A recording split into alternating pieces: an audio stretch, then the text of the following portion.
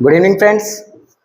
और आज हम अपनी नई क्लास के साथ नया टॉपिक डिस्कस करने जा रहे हैं और जिसमें हम इकोनॉमिक्स और इंडियन इकोनॉमी बिल्कुल जीरो से स्टार्ट कर रहे हैं, बिल्कुल बेसिक से, ताकि जो आपकी कॉन्सेप्चुअल अंडरस्टैंडिंग है वो बन सके और जिसके साथ आप अपने अपने फील्ड में, चाहे आप एसएससी का एग्ज़ाम दे रहे हैं या यूपीएससी का दे रहे हैं, स्टेट पीसीएस का, या फिर किसी अन्य किसी और कॉम्पिटिटिव एग्ज़ाम का में बैठे हैं, तो आपकी जो इकोनॉमिक्स की अंडरस्टैंडिंग है वो काफ़ी हद तक फंक्शनल कॉन्सेप्चुअल के साथ क्लियर रहे। तो स्टार्ट कर रहे हैं हम पहली यूनिट के साथ, या बेसिक इसको इंट्रोडक्शन हम कह सकते हैं, इकोनॉमिक्स वर्सेस इकोनॉमी। क्योंकि कन्फ्यूजन यहीं से स्टार्ट होता है कि जब स्टूडेंट को ये नहीं पता होता कि वो इकोनॉमिक्स पढ़ रहा है या इकोनॉमी पढ़ रहा है। यहाँ पे देखिए मैं डिफरेंस क्या है, जब हम एकेडमिक लेवल पे बात करते हैं टिल टू द स्कूल और ग्रेजुएशन लेवल पे, तब हम सब्जेक्ट पढ़ते हैं अपना इकोनॉमिक्स। और जब हम बात करते हैं इसको प्रैक्टिकली वे में कि कैसे हमारी अर्थव्यवस्था काम कर रही है, तो इसको कहा जाएगा इकोनॉमी। इनको हम फर्दर आगे डिस्कस कर रहे हैं। इसके बीच में आप मोटा सा एक आम लैंग्वेज में या कहूँ लेमन लैंग्वेज में आप एग्जाम्पल ये समझ सकते हैं कि जो इकोनॉमिक्स है बेसिकली वो स्टडी है किसकी, प्रोडक्शन, डिस्ट्रीब्यूशन और कंजम्पशन की। ठीक है। On the other hand economy क्या है, यही प्रैक्टिकल है किसका, आपका प्रोडक्शन का, डिस्ट्रीब्यूशन का एंड कंजम्पशन का। इस चीज को थोड़ा सा समझ लो। यहाँ पे इकोनॉमिक्स की बहुत सारी डेफिनेशन दी, बहुत सारे राइटर्स ने दी। किसी ने बताया स्केरसिटी के अकॉर्डिंग, किसी ने बताया वेल्थ के अकॉर्डिंग, किसी ने किसी के अकॉर्डिंग बताया, किसी ने किसी अकॉर्डिंग बताया। लेकिन सबने एक चीज कॉमन बात करी कि हमारे पास जो रिसोर्सेज हैं उनसे प्रॉब्लम हमारी शुरू होती है। रिसोर्सेज क्या है, हमारे लिमिटेड हैं, यानी कम है, स्केर में है, और हमारे जो वांट हैं वो अनलिमिटेड हैं। अब लिमिटेड और अनलिमिटेड के बीच में जो बैलेंस करने की बात आती है हमारी, जो इसके बीच में हमें बैलेंस करना है, वो बेसिकली हमें इकोनॉमिक्स बता रही है। ये आफ्टर ऑल इकोनॉमिक्स है, और इसको बैलेंस होते हुए हम कहाँ देखते हैं, वो इकोनॉमी में देखते हैं। कारण क्या है, जैसे आपके पास लिमिटेड रिसोर्सेज हैं, या बात करें कि मेरे पास पैसा है, अथाह पैसा है, लेकिन फिर भी मुझे और कमाने की इच्छा है। क्यों है, क्योंकि मेरी जितनी वांट है वो मेरी अनलिमिटेड है। आज टाटा या अडानी के बारे में बात,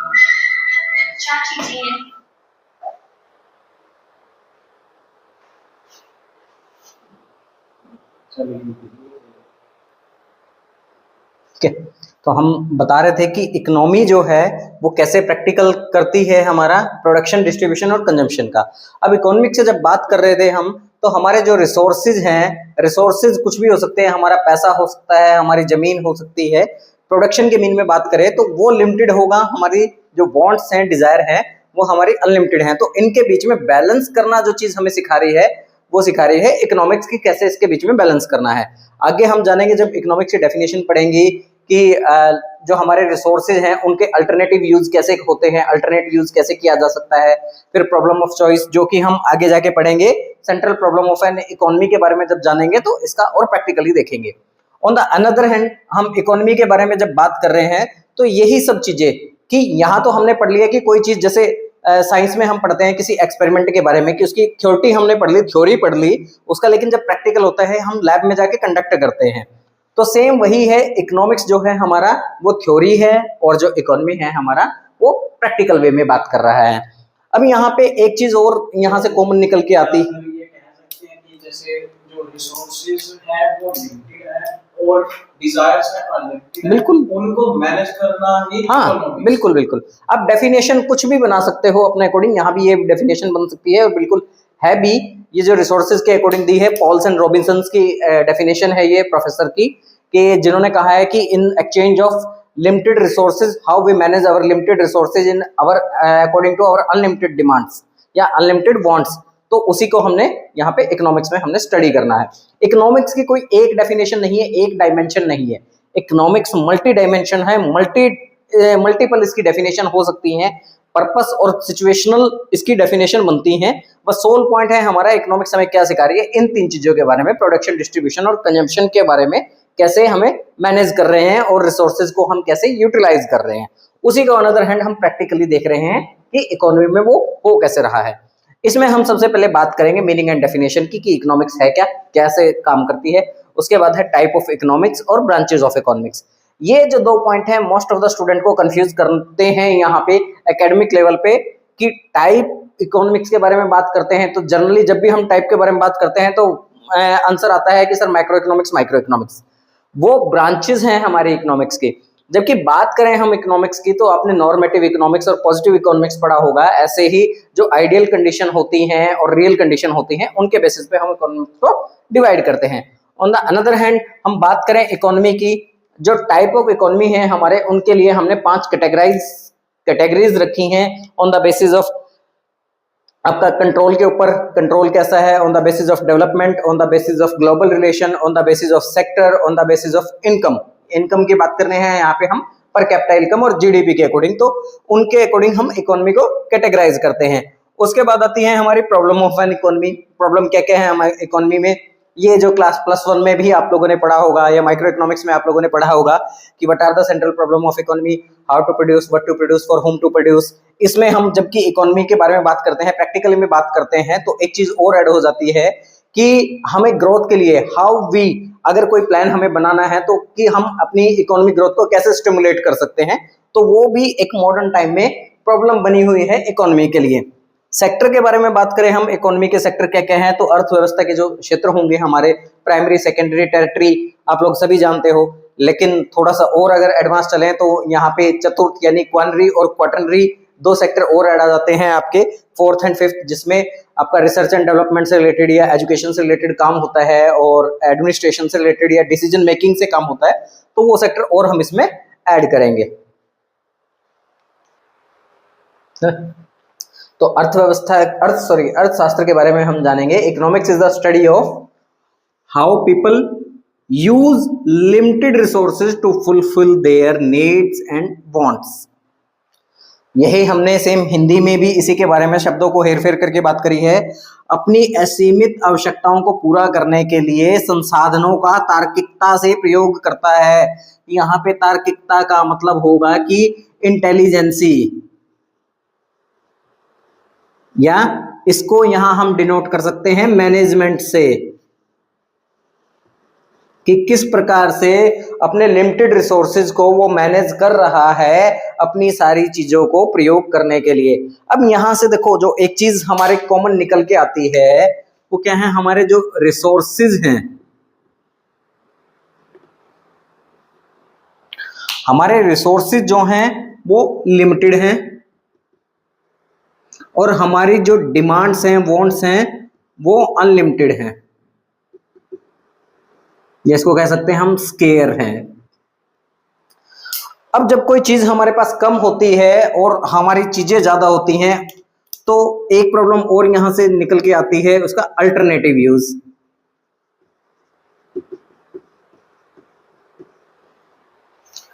अब डिमांड अनलिमिटेड होने का कारण यह भी है कि जो हमारे संसाधन हैं उनका अल्टरनेटिव यूज है। जैसे अगर मैं बात करूं, मेरे पास 10 रुपए हैं तो 10 रुपए से मैं कितनी सारी चीजें खरीद सकता हूं। एक बर्गर खरीद सकता था, एक कॉपी खरीद सकता था, एक पेन खरीद सकता था, या XYZ कुछ भी खरीद सकता था मैं। तो 10 रुपए से मुझे ये चीजें मैनेज करना है, मेरे पास साधन है लिमिटेड, लेकिन ऑप्शन यानी कि इस संसाधन का जो है ये इतना सारा अल्टरनेटिव यूज है। अब इसमें मुझे यहाँ पे अपनी रैशनैलिटी, अपनी तार्किकता, अपनी इंटेलिजेंसी लगानी है कि मेरे पास प्रायोरिटी वाली चीजें क्या हैं, किस चीज को मैं प्रायोरिटाइज करूंगा, पहले मुझे कौन सी चीज लेनी है। अगर मुझे भूख है तो मैं जाहिर सी बात है बर्गर लूंगा। अगर मुझे कुछ ऐसा काम करना है कि जो आज मेरी एकेडमिक नीड है तो मैं कॉपी के साथ जाऊंगा। मेरे पास कॉपी है और मुझे कुछ राइटिंग के लिए काम करना है तो मैं पेन पे जाऊंगा। अगर ये तीनों चीज मेरी फुलफिल हैं और मुझे लगता है अभी पैसे हैं और मैं खर्च करना चाह रहा हूँ तो किसी और चीज पे मैं खर्च कर सकता हूँ। तो इस तरह से हमारे जो संसाधनों का अल्टरनेटिव यूज और अनलिमिटेड वांट है, इनको जब मैनेज करना जो चीज सिखा रही है वो हमारी है इकोनॉमिक्स। यानी यहां से आप डेफिनेशन अपने अकॉर्डिंग कुछ भी बना सकते हो। ये कोई डेफिनेशन मैं स्टैंडर्ड डेफिनेशन नहीं कह रहा हूं इसको कि किसी बुक में लिखी है या कहीं से मैंने ली है। ये एक वो डेफिनेशन है जिसको आप एक आम व्यक्ति को अगर इकोनॉमिक्स समझनी है कि क्या इकोनॉमिक्स होती है तो ये समझ सकता है कि बेसिकली इकोनॉमिक्स है क्या, क्या चीज सिखा रही है इकोनॉमिक्स, वो ये चीज सिखा रही है हमें।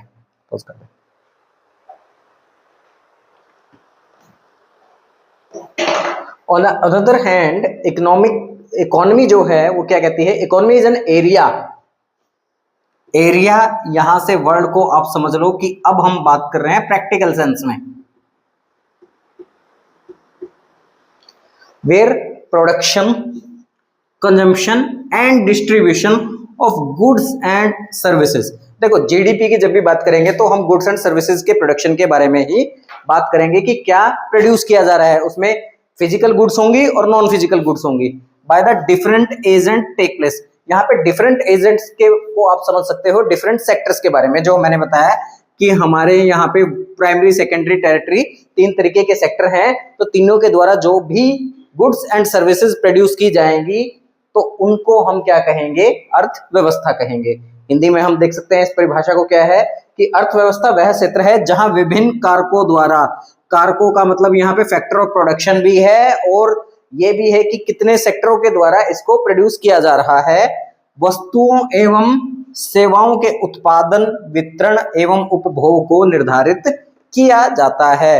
बड़ी सी कॉमन डेफिनेशन है आम आदमी को समझने के लिए और समझाने के लिए। अब से उम्मीद करता हूं कि जो भी स्टूडेंट इस वीडियो को देख रहे हैं या जो भी वो स्टूडेंट जो कॉन्सेप्चुअली इकोनॉमिक्स को पढ़ रहे हैं, इकोनॉमिक्स और इकोनॉमी के बीच में डिफरेंशिएट बड़े क्लियरली तरीके से कर पाएंगे और दूसरों के पूछने पे उनको समझा भी पाएंगे। बट आगे बढ़ते हैं इसके साथ। पोज कर रहे, अब यहाँ पे हम बात कर रहे हैं टाइप्स की, यानी प्रकार। अब प्रकार दोनों के हैं, इकोनॉमिक्स के भी हैं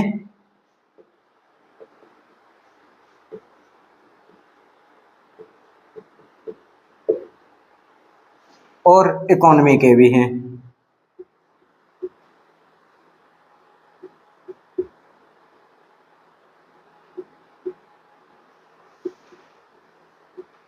देखो अब इसके अगर प्रकार के बारे में बात करूं, इकोनॉमिक्स के जो बेसिकली टाइप हैं हमारे पास वो होती है पॉजिटिव इकोनॉमिक्स और नॉर्मेटिव इकोनॉमिक्स। ठीक है, इकोनॉमी को डिफरेंशिएट करने के लिए हमारे पास 5 तरीके की कैटेगरी हमने बनाई है, जिसको हम लिख सकते हैं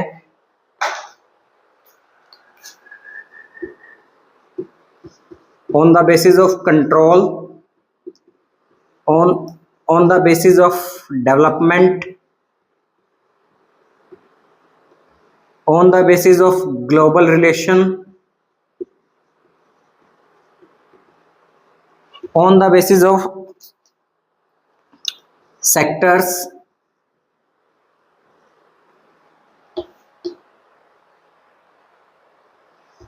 on the basis of income।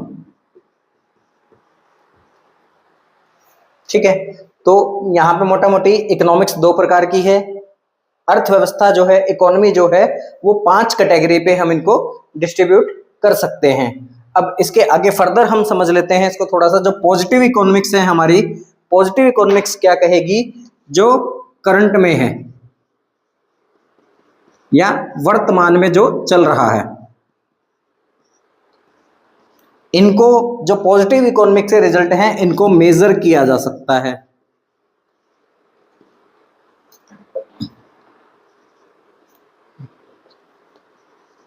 Measurable हैं, मापन योग्य।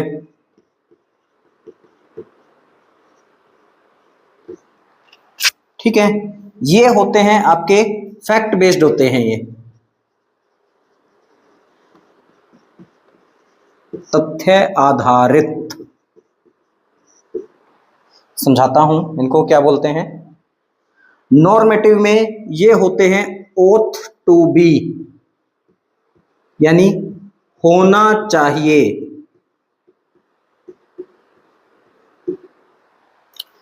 नॉन मेजरेबल होते हैं क्योंकि मापा नहीं जा सकता, सिर्फ non measurable but only expected, expect किया जाता है, उम्मीद की जा सकती है। ये फैक्ट बेस्ड नहीं होते, ये ओपिनियन बेस्ड होते हैं।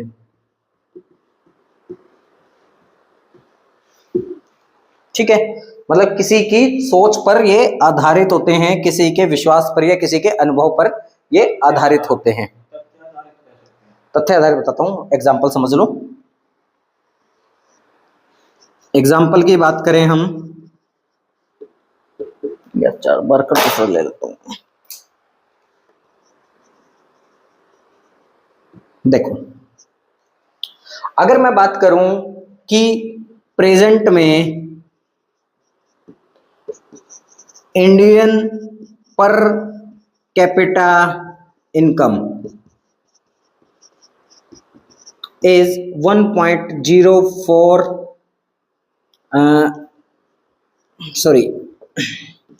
$1047 पर पर्सन है। ठीक है, 1047 अमेरिकी डॉलर, एग्जैक्ट डाटा नहीं है, सिर्फ एक एग्जांपल के लिए समझ लो इसको।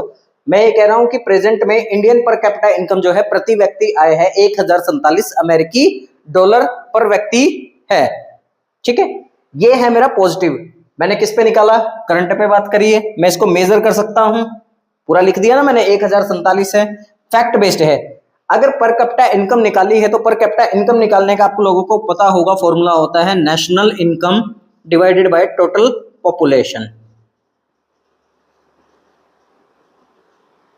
ठीक है, national income divided by total population, तो ये एक फैक्ट से हम निकाल रहे हैं इसको, इसलिए ये फैक्ट बेस्ड है। अब ऑन द अनदर हैंड अगर बात करें हम नॉर्मेटिव में, होना चाहिए, ओ टू बी या हो सकता है, अगर कहें कि भारत की पर कैपिटा इनकम जो है वो $2000 पर पर्सन होनी चाहिए,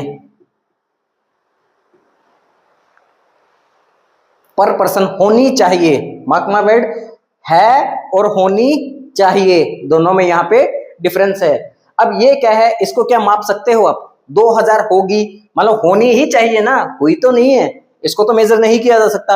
और ये किस पे है? एक ओपिनियन दी है मैंने अपनी कि इतना होना चाहिए, ऐसा नहीं है कि ये होगी है।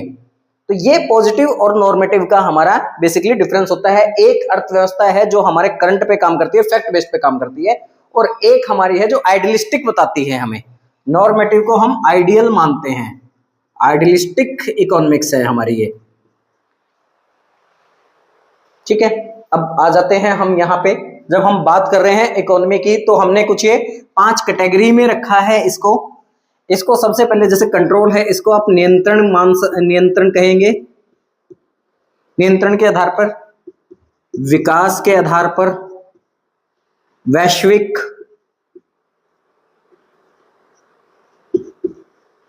संबंधों के आधार पर, क्षेत्रों के हिसाब आधार पर, और आय के आधार पर। ठीक है, देखो नियंत्रण में, देखो नियंत्रण में हम बेसिकली 3 तरीके की इकोनॉमी को हम जानते हैं, जो आप लोग फर्स्ट डे से पढ़ते आ रहे हो। हमारी सोशलिस्टिक होती है, प्राइवेट इकोनॉमी होती है, सोशलिस्टिक इकोनॉमी होती है, और मिक्स्ड इकोनॉमी होती है। ये हम सब जानते हैं, हम सब ने यही पढ़ा है और यही हमारे दिमाग में पढ़ाया गया है। लेकिन यहाँ पे हम थोड़ा सा बात कर रहे हैं एक स्टैंडर्ड की, जो पीसीएस या यूपीएससी का स्टैंडर्ड है, उसके अकॉर्डिंग इन्हीं को चीजों को यूज करके जो फर्स्ट है हमारी, उसको हम कहेंगे लिबरल इकोनॉमी,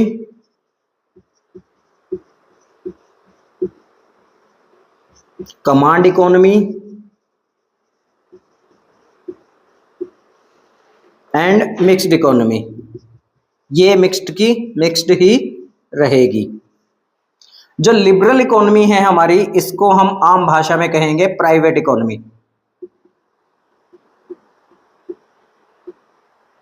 कमांड इकोनॉमी को हम कहते हैं सोशल इकोनॉमी या सोशलिस्टिक।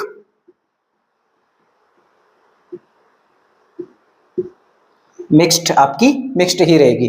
अब इन नाम के पीछे की कंडीशन या जो एक छोटी सी स्टोरी है, स्टोरी समझ लीजिए इसको, क्यों ऐसा बोला गया है।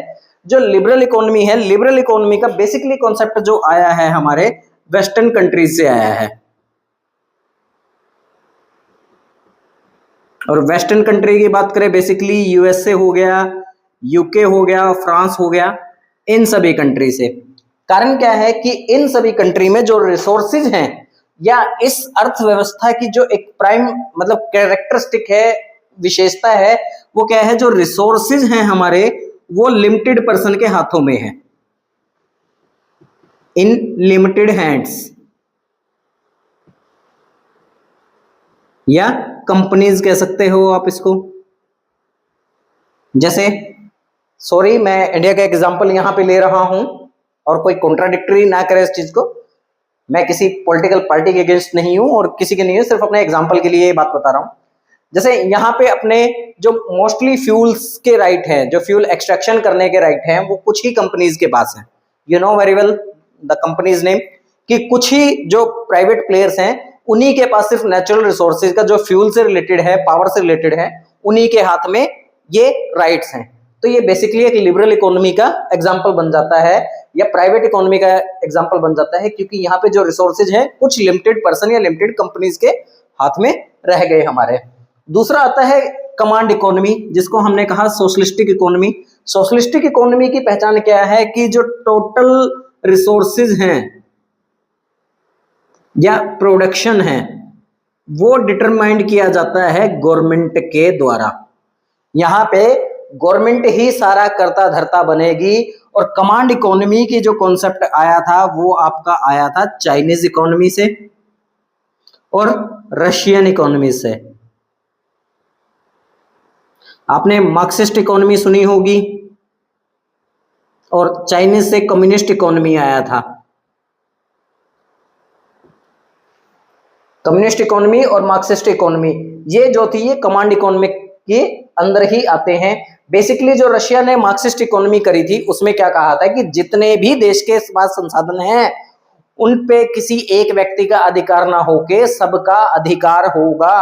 और चाइना ने इसी को थोड़ा सा रेडिकल करते हुए कहा यदि कोई व्यक्ति अपने रिसोर्सेज को दूसरे के साथ शेयर ना करे तो उससे जबरदस्ती छीन लिया जाए। ठीक है, यही हमारी आगे जाके गवर्नमेंट इंटरवेंशन बनती है और इसी को हम सोशलिस्टिक इकोनॉमी कहा जाता है, क्योंकि यहाँ पे मेनली क्या था, पब्लिक वेलफेयर को मेन इंपॉर्टेंस दी गई थी।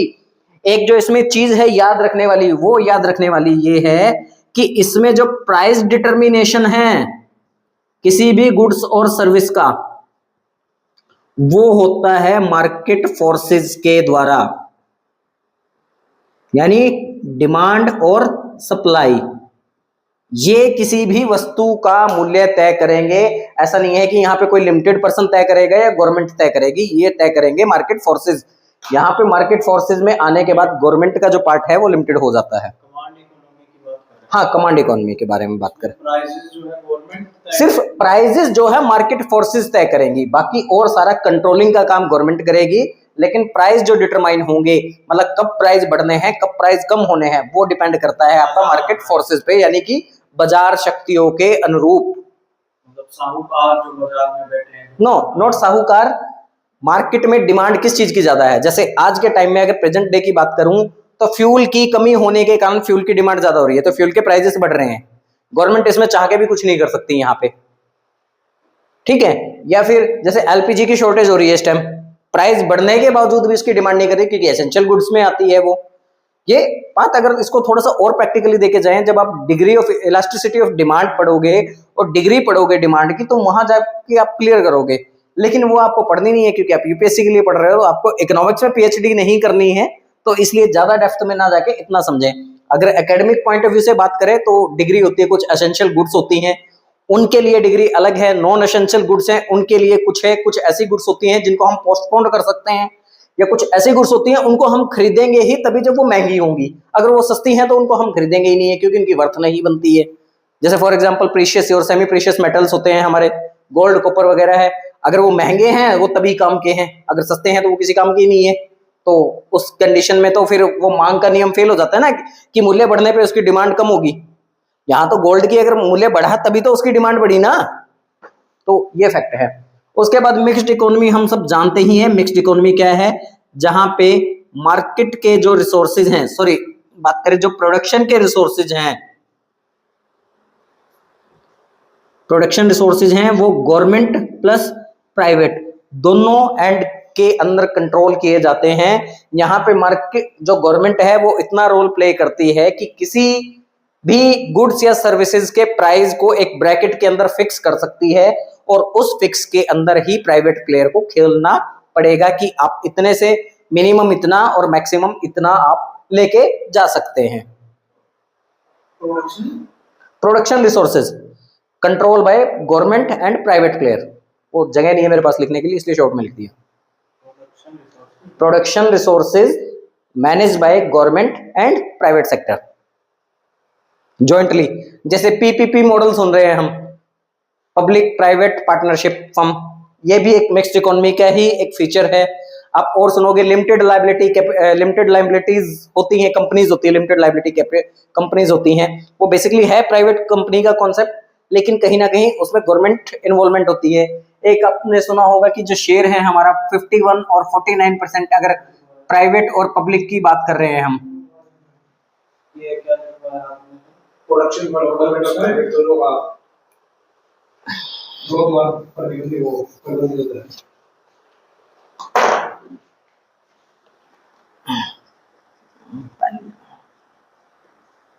प्रोडक्शन रिसोर्सेज कंट्रोल्ड बाय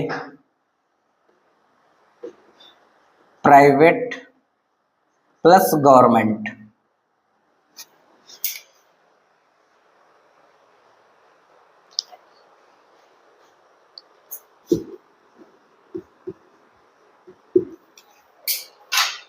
अब बात कर लेते हैं सेकंड टाइप जो है हमारा डेवलपमेंट के बेसिस पे।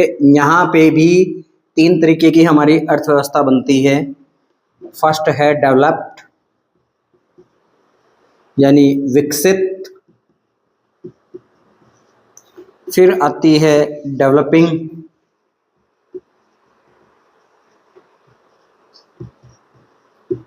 विकासशील, और फिर आती है अंडर डेवलप या अंडर डेवलप लिख लेते हैं।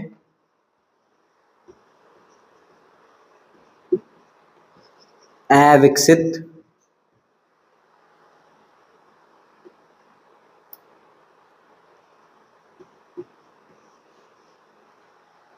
अब देखो यहाँ एक छोटा सा इकोनॉमिक टर्म है, इकोनॉमिक कॉन्सेप्ट, यहाँ पे इकोनॉमिक्स का कॉन्सेप्ट एक समझने की जरूरत है हमें डेवलपिंग और अंडर डेवलप को समझने के लिए। अब हम ठीक है, इनको समझने के लिए यानी on the develop basis of development, अर्थव्यवस्था on the basis of development समझने के लिए हमें एक छोटा सा इकोनॉमिक्स का यहाँ पे कॉन्सेप्ट समझने की जरूरत है कि किस आधार पे हम अर्थव्यवस्था को डिटरमाइन कर रहे हैं कि वो विकसित है या अविकसित है या विकासशील है। एक प्रोफेसर हुए हैं रैग्नर नोरेक,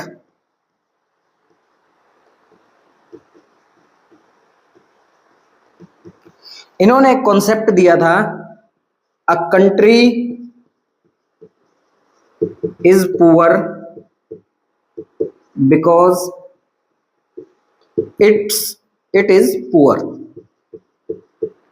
और यहीं से एक सेकंड कॉन्सेप्ट ही इन्होंने दिया, विशियस साइकिल ऑफ पुअर्टी, यानी गरीबी का दुष्चक्र, और कोई देश गरीब है क्योंकि वो गरीब है। अब यहाँ ये बात देखने में जितनी छोटी है, इनके मीनिंग उतने ही डेप्थ में है। देखो, a country is poor because it's poor और विशियस साइकिल, ये दोनों एक दूसरे को कॉम्प्लीमेंट करते हैं, एक दूसरे पे डिपेंडेंट है। इनके अकॉर्डिंग कहना था कि किसी एक अर्थव्यवस्था में जब हमारा प्रोडक्शन गिर रहा हो, एम्प्लॉयमेंट गिर रहा हो और लाइफस्टाइल है वो गिर रहा हो, तो वो देश हमारा कहलाएगा अविकसित या अंडर डेवलप्ड इकोनॉमी। अब इन चीजों को, प्रोडक्शन, एम्प्लॉयमेंट और लाइफस्टाइल को, तीन अलग अलग चीजों के साथ हमने डिफाइन किया है। प्रोडक्शन को मापने के लिए हम जीडीपी यूज करते हैं कि एक साल के अंदर कितना प्रोडक्शन हुआ, तो उससे हमने जीडीपी से बताया। एम्प्लॉयमेंट जो है वो कंट्रीब्यूट करता है हमारे जीडीपी में भी और नेशनल इनकम में भी। जब हम नेशनल इनकम पढ़ेंगे तो वहां हम देखेंगे कि नेशनल इनकम को मेजर करने के बेसिकली 3 तरीके हैं, आउटपुट मेथड, इनकम मेथड और एक्सपेंडिचर मेथड। तो जो इनकम मेथड है वो एम्प्लॉयमेंट है, जो फैक्टर पेमेंट हम करते हैं उसके अकॉर्डिंग भी हम जीडीपी काउंट करते हैं। तो अगर किसी देश की नेशनल इनकम कम हो रही है, किसी देश में एम्प्लॉय को सैलरी नहीं है देने के लिए, तो वो अर्थव्यवस्था गिरती हुई प्रतीत दिखाई देगी आपको। और स्टैंडर्ड ऑफ लाइफ बहुत इंपॉर्टेंट है। स्टैंडर्ड ऑफ लाइफ में सिर्फ फिजिकल अम्यूनिटीज नहीं आते बल्कि सोशल अम्यूनिटीज भी आती हैं, जिसमें आपका हेल्थ, एजुकेशन और लाइफ एक्सपेक्टेंसी, मेडिकल कंडीशंस, ये सब इंक्लूड होती हैं। तो इन 4-5 चीजों को मिला के हमने ये डिटरमाइन किया कि कौन सी इकोनॉमी विकसित है, कौन सी विकासशील है और कौन सी अविकसित है। अब यहां से हमें ये पता है कि जब भी हम डेवलप कंट्री के बारे में बात करते हैं, डेवलप इकोनॉमी के बारे में बात करते हैं, तो हमारे दिमाग में सबसे पहले इमेज आती है यूएसए की, रशिया की, यूके की, ठीक है, और भी जो भी वेस्टर्न कंट्री हैं वो हमें लगता है कि डेवलप कंट्री हैं। अब डेवलप कंट्री होने के पीछे उनका रीजन क्या है? उनकी पर कैपिटा इनकम ज्यादा है, उनकी नेशनल इनकम ज्यादा है, उनका स्टैंडर्ड ऑफ लाइफ अच्छा है, उनकी जीडीपी ग्रोथ बहुत अच्छी है। तो इस कारण से हमने उनको डेवलप की कैटेगरी में रखा है। उसके बाद आ जाओ डेवलपिंग और डेवलप्ड के बीच में एक कंडीशन है कि ये हमारा हो चुका है और ये स्टिल प्रोग्रेसिव है। अब हमारे लिए भारतीय होने के नाते दुर्भाग्य ये है कि जब हम पढ़ रहे थे तब भी भारत एक विकासशील देश था, जब हम पढ़ चुके हैं तब भी भारत एक विकासशील देश है, आज हम पढ़ा रहे हैं तब भी भारत विकासशील देश है। और अगर यही दुर्भाग्य चलता रहा तो शायद हमारी आने वाली जनरेशन भी जब पढ़ेगी और पढ़ाएगी तब भी भारत विकासशील देश ही रहेगा। हम सो कॉल्ड आज क्लेम तो कर रहे हैं कि 5वीं बड़ी अर्थव्यवस्था बन गए हैं, 4थी बड़ी अर्थव्यवस्था बन गए हैं, लेकिन क्या सही मायने में बन गए हैं? इस पे विचार करने की बात है। फिर से मैं किसी गवर्नमेंट को क्रिटिसाइज नहीं कर रहा हूं, मैं सिर्फ एक कॉन्सेप्ट समझाने की बात कर रहा हूं यहाँ पे, तो अन्यथा ना लेके जाएं इस बात को। उसके बाद है अंडर डेवलप के बारे में बात करें, ऐसी कंडीशन जहां पे इन सब की कंडीशन खराब होगी, ऐसी इकोनॉमी जहां पे ये तीनों ही सेक्टर हमारे इन्फ्लुएंस्ड होते नजर आएंगे, खतरनाक तरीके से प्रभावित होते नजर आएंगे। इसके लिए आप अफ्रीकन कंट्रीज का एग्जांपल ले सकते हो, जैसे बुरुंडी, कोंगो, रवांडा, लिथोसे, और भी बहुत सारी कंट्री अफ्रीका में झांकोगे तो आपको और मिल जाएंगे। जिम्बाब्वे एक इस कंडीशन में था जो बिल्कुल बर्बाद हो चुका था, जिसने डॉलर ही अपनी करेंसी एक्सेप्ट करी थी 2018-19 के बाद आसपास की, ठीक है। तो ये थी विकास के आधार पे हमने इकोनॉमी को कैटेगराइज किया। अब आते हैं हम ग्लोबल रिलेशन के बारे में। मैं यहां से थोड़ा सा रब करके लिख देता हूं यहीं पे।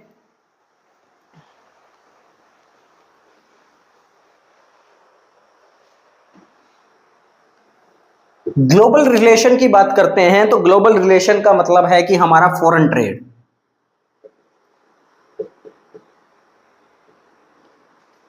यानी विदेशी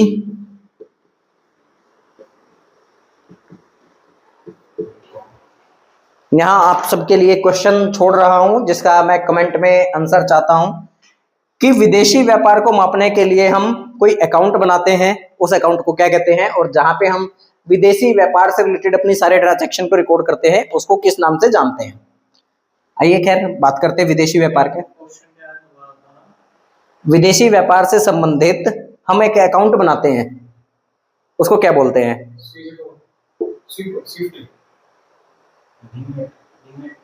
अरे कल बैलेंस ऑफ पेमेंट बताया था। हाँ, उसमें बीओटी होता है कि बैलेंस ऑफ ट्रेड, वही होता है। हाँ, बैलेंस ऑफ पेमेंट और बैलेंस ऑफ ट्रेड जब कराऊंगा तब बता दूंगा, अभी के लिए सिर्फ इतना ध्यान रखना। बैलेंस ऑफ ट्रेड जो है हो जाए ना,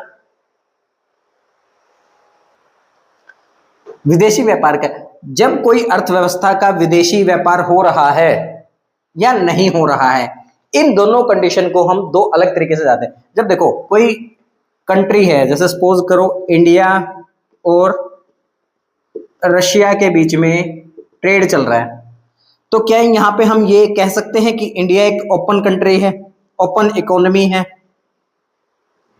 ओपन का मतलब ये है कि जब दूसरों के साथ संबंध बना रही है।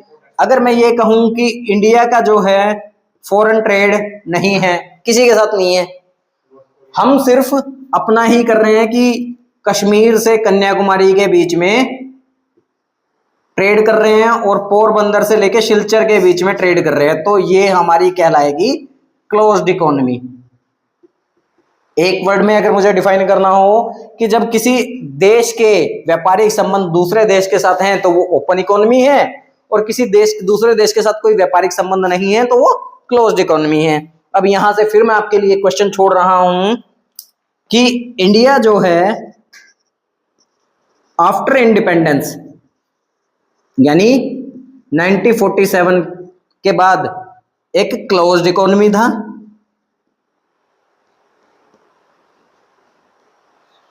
ठीक है, और स्टेटमेंट सेकंड में हम लिख सकते हैं इन 1991 PV Narasimha Rao introduce open economy policy in India.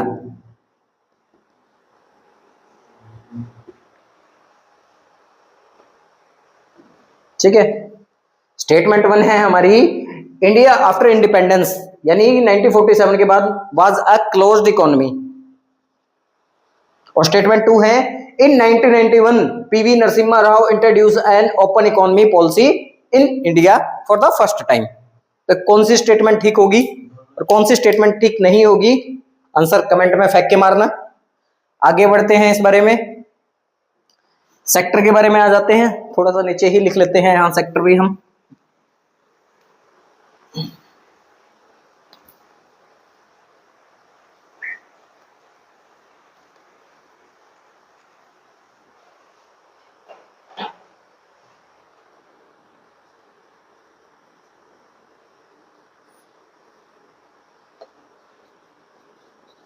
Primary, secondary,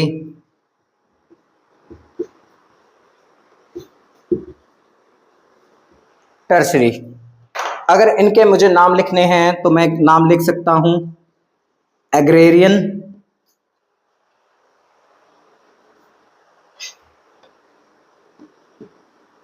यानी कि कृषि आधारित, सेकेंडरी है मैन्युफैक्चरिंग,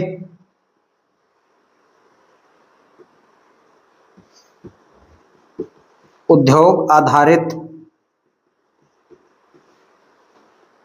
तीसरा है सर्विस सेवा आधारित। ये 3 सेक्टर होते हैं हमारी इकोनॉमी के, प्राइमरी, सेकेंडरी, टर्सरी। प्राइमरी यानी कि जो बेसिकली उस पे डिपेंड करेगा जो कि नेचुरल रिसोर्सेज और डायरेक्टली लैंड से एसोसिएटेड है।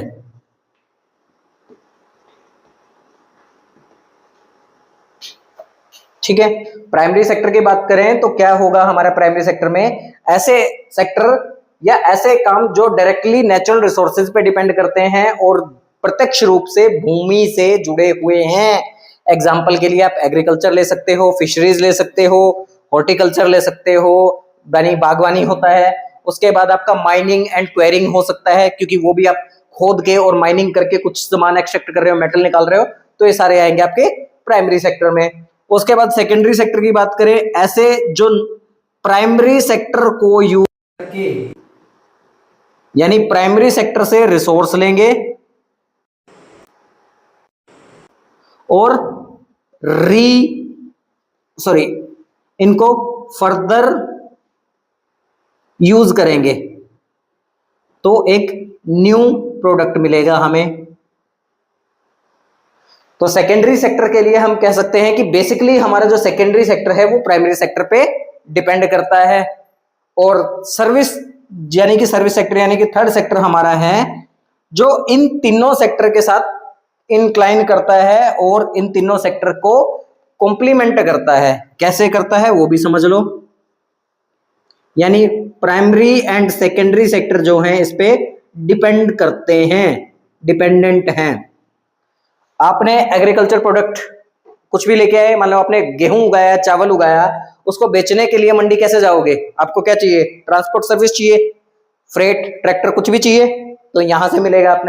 आपने कुछ भी उत्पादित किया है, सपोज करो कि आपने नेचुरल रिसोर्सेज यानी कि गेहूं को यूज करके आटा बनाया है और आटे से ब्रेड बनाया है, ब्रेड को मार्केट पहुंचाने के लिए आपको फिर से सर्विस सेक्टर का यूज करना पड़ेगा। मैन्युफैक्चरिंग में और भी कुछ आपने बड़े से बड़ा इक्विपमेंट या छोटे से छोटा इक्विपमेंट बनाया है, तो यहाँ यूज कर रहे हो आप। उसके बाद और कॉम्प्लीमेंट कैसे करता है? आपको एग्रीकल्चर करने के लिए पैसे की जरूरत है, लोन की जरूरत है, अब कहाँ जाओगे? सर्विस सेक्टर के पास जाओगे। यानी कि सर्विस सेक्टर में वो सभी आएंगे, transportation, teacher, doctor, banker, insurance, जितने भी सेक्टर आपके जो इनटेंजिबल गुड्स आपको दे रहे हैं वो सारे आएंगे आपके सर्विस सेक्टर के अंदर। और इसी के साथ मॉडर्न टाइम में हम ये कह सकते हैं कि दो सेक्टर और हमारे ऐड ऑन हो जाते हैं यहाँ पे,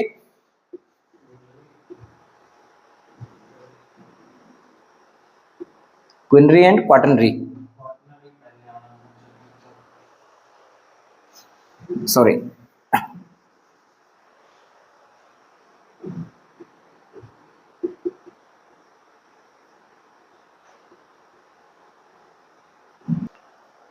तो हमारे मॉडर्न इकोनॉमिक्स में दो पार्ट और ऐड हो जाते हैं, क्वाटनरी और क्विनरी, यानी चतुर्थ और पंचम। इस सेक्टर में यानी चतुर्थ सेक्टर में आते हैं वो सभी जो काम करते हैं रिसर्च एंड डेवलपमेंट में, यानी कि या फिर हाई ऑर्डर थिंकिंग के बारे में जो बात कर रहे हैं, लाइक टीचर है, साइंटिस्ट है,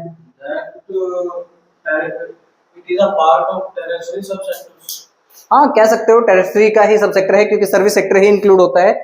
ये जो बेसिकली हमारा फोर्थ और फिफ्थ सेक्टर है वो टेरिटरी के ही एक्सटेंडेड वर्जन है, टेरिटरी सेक्टर के ही। और क्विनरी सेक्टर में आएंगे आपके जो डिसीजन मेकिंग करते हैं,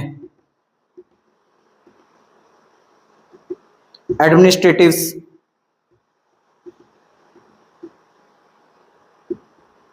लीडरशिप, ये सारे काम आएंगे आपके क्विनरी यानी कि पंचम सेक्टर के अंदर। अब एक सेक्टर हमारा यहाँ पे रह जाता है आय के आधार पे, और इसको भी हम अगेन 3 भागों में डिवाइड कर सकते हैं, low income, mid income, high income.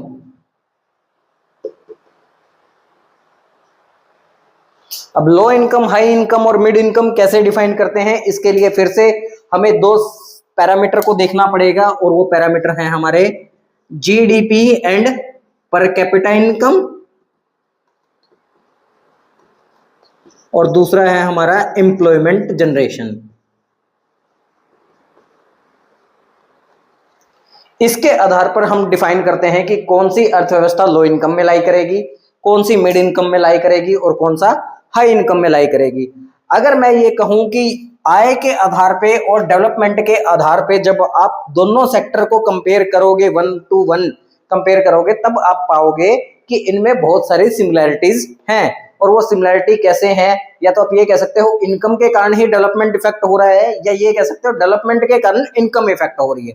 तो ये दोनों सेक्टर जो है हमारे, ये दोनों बेसिस हैं, वो इंटरकनेक्ट करते हैं एक दूसरे के साथ और एक दूसरे को कॉम्प्लीमेंट करते हैं। फॉर एग्जांपल, जो डेवलपिंग कंट्री होंगे उनमें इनकम जो होगी, इनकम लेवल होगा वो मिडिल इनकम लेवल होगा।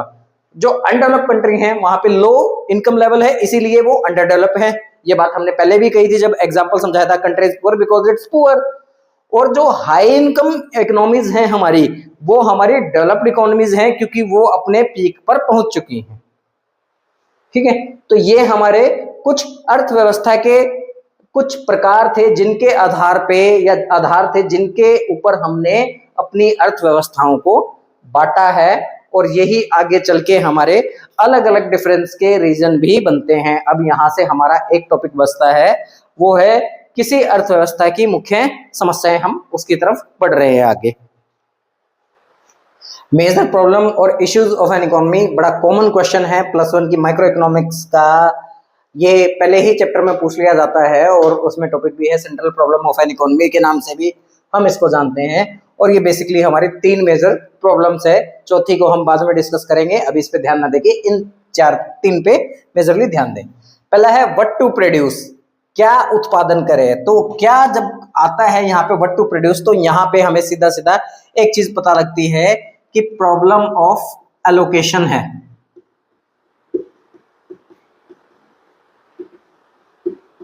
Allocation of resources. जैसे कि मैंने एक एग्जांपल दिया था कि मेरे पास 10 रुपए हैं और मैं उससे बर्गर, नोटबुक या XYZ कुछ भी खरीद सकता हूं। तो मेरे पास क्योंकि रिसोर्सेज लिमिटेड हैं और मैं यहां इसमें क्या करना चाहता हूं, तो वो प्रॉब्लम यही है व्हाट टू प्रोड्यूस। यहां थी व्हाट टू बाय, यहां है व्हाट टू प्रोड्यूस। तो ये बेसिकली जो प्रॉब्लम है वो है एलोकेशन ऑफ रिसोर्सेज, यानी संसाधनों के आवंटन की समस्या।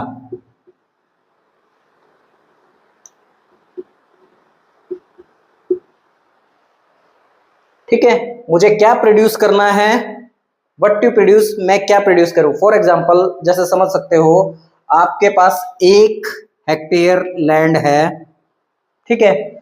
आपके पास 2 ऑप्शन है कि आप या तो राइस उगा सकते हो या फिर कोई भी कैश क्रॉप ले लो। जैसे सपोज करो कि मैं यहाँ इंडिगो का ऑप्शन ले लेता हूं।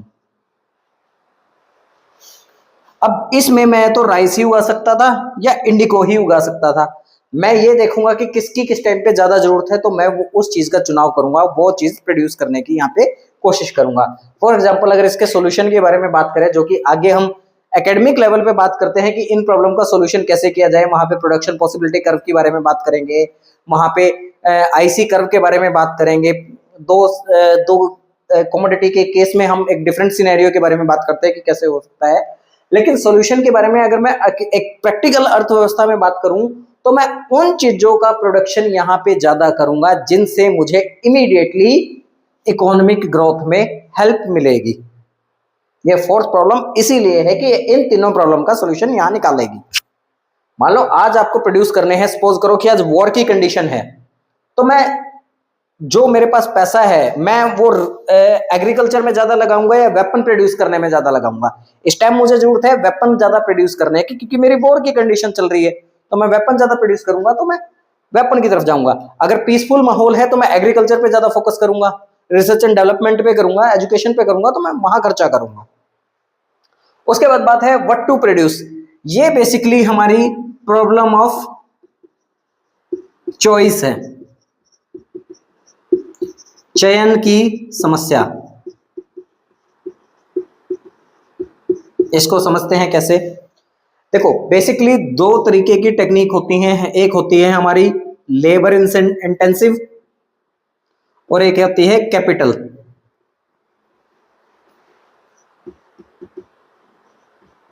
इंटेंसिव, यानी श्रम आधारित और पूंजी आधारित।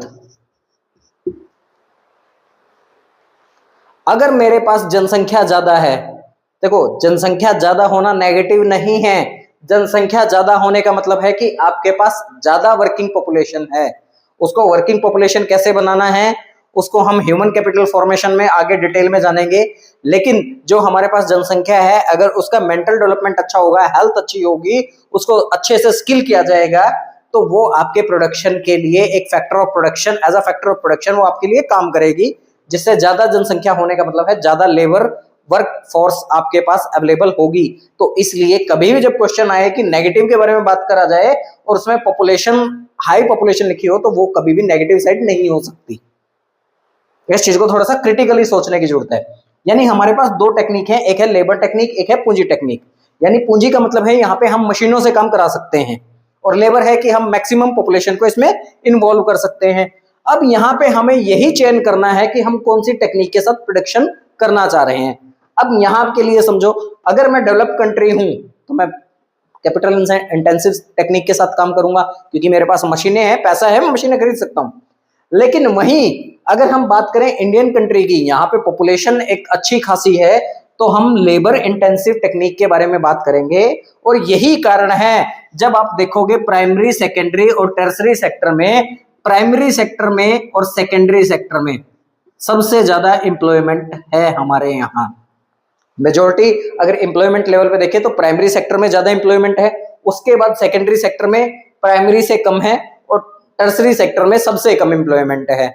लेकिन अगर बात करें जीडीपी में कंट्रीब्यूशन की तो टर्सरी सेक्टर जो है वो सबसे ज्यादा हाई है, उसके बाद मैन्युफैक्चरिंग सेक्टर है, और फिर आता है हमारा प्राइमरी सेक्टर। ठीक है, तो यहां से व्हाट टू प्रोड्यूस का मतलब है कि प्रॉब्लम ऑफ चॉइस यानी चयन की समस्या, किस तकनीक का प्रयोग करके हमें प्रोडक्शन करना है। अब यहाँ पे provision to make the economic growth, तो जो मेरे पास जैसी मेरी अर्थव्यवस्था की कंडीशन है कि मैं डेवलपिंग हूं या डेवलप्ड हूं, तो उस अकॉर्डिंग मैं डिसीजन लूंगा और आर्थिक विकास को तेज करने के लिए वो टेक्निक यूज करूंगा। जाहिर सी बात है, देखो आर्थिक विकास सबसे ज्यादा, अगर मैं न्यूट्रल जनरली क्वेश्चन पूछूं, इन दोनों टेक्निक में से कौन सी का प्रयोग करके आप इकोनॉमिक ग्रोथ को फास्ट कर सकते हो, तो 99.99 का आंसर होगा कि सर पूंजी टेक्निक को यूज करके ही इकोनॉमिक ग्रोथ तेजी से ली जा सकती है। लेकिन जब हम ये बात चूज कर रहे हैं तो एक एक्सपेक्ट हम देख रहे हैं कि हमारे यहाँ पे लेबर अबेंडेंस है। India is a labour abundance country, not the capital abundance country. तो हमें यहाँ पे जो रिसोर्सेज हमारे पास उपलब्ध हैं उनका प्रयोग करते हुए हमें इकोनॉमी को ग्रोथ करना है। ठीक है, यानी क्या कहा, जब इकोनॉमिक्स में और डेप्थ में जाओगे आप, इकोनॉमिक्स का यही एक कॉन्सेप्ट है। इंटरनेशनल ट्रेड में हम जब पढ़ते हैं इंटरनेशनल ट्रेड, तो वहां पे एक आपको जो चीज आपके पास अबेंडेंस में है उससे आपको प्रोडक्शन में बेनिफिट मिलता है। तो वही कॉन्सेप्ट यहाँ पे हम यूज कर रहे हैं और वही हमारे लिए काम करेगा। अब आ जाते हैं हम अपनी तीसरी प्रॉब्लम पे। जो चौथा है हमारा, बेसिकली ये इन तीन का सम ये है, जो भी यहाँ प्रॉब्लम है उन सबके प्रॉब्लम के सॉल्यूशन से ये करना है। मतलब जो हम यहाँ डिसीजन ले रहे हैं ना, वो डिसीजन क्या इस पे लायबल है। जैसे असर्शन और रीजन के बारे में बात करते हैं, क्या ऊपर वाला इस पे काम करेगा, वही बात ये है। इनको सबको आप ये मान सकते हो कि ये सारे असर्शन है और ये एक रीजन है हमारा।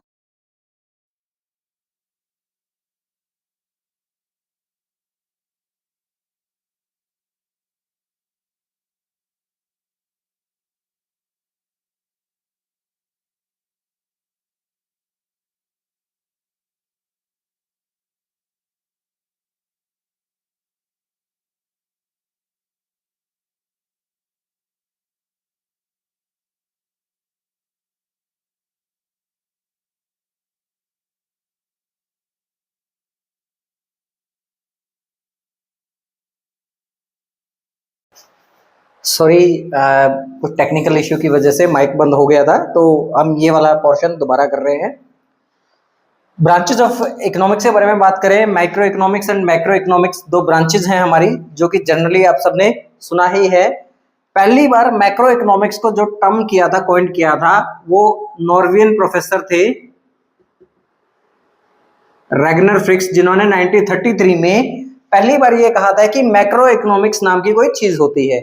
Later on professor JM Keynes ने इसके अंदर बहुत सारे जो नियो क्लासिकल और क्लासिकल इकोनॉमिक्स थे उनकी थ्योरियों को फेर बदल करके इसमें बहुत सारे सराहनीय काम किए हैं, जिसके कारण से प्रोफेसर जेएम कीन्स को मॉडर्न मैक्रो इकोनॉमिक्स के फादर माना जाता है।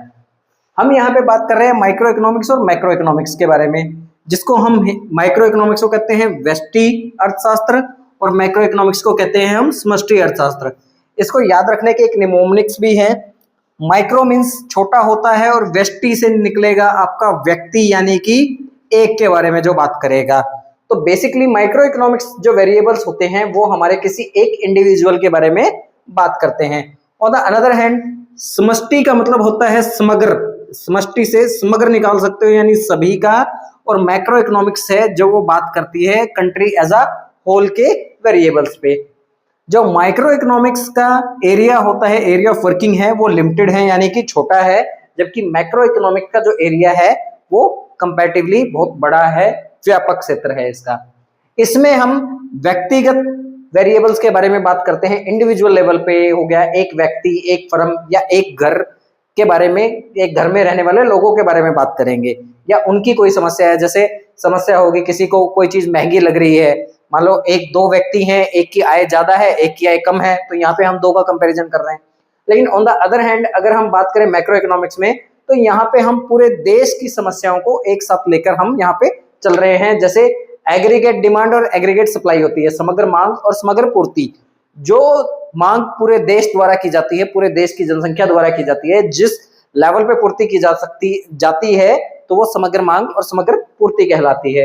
राष्ट्रीय आय के बारे में यहाँ हम बात कर रहे हैं कि देश की सभी सेक्टर, प्राइमरी, सेकेंडरी और टेरिटरी सेक्टर से होने वाली आय कितनी है।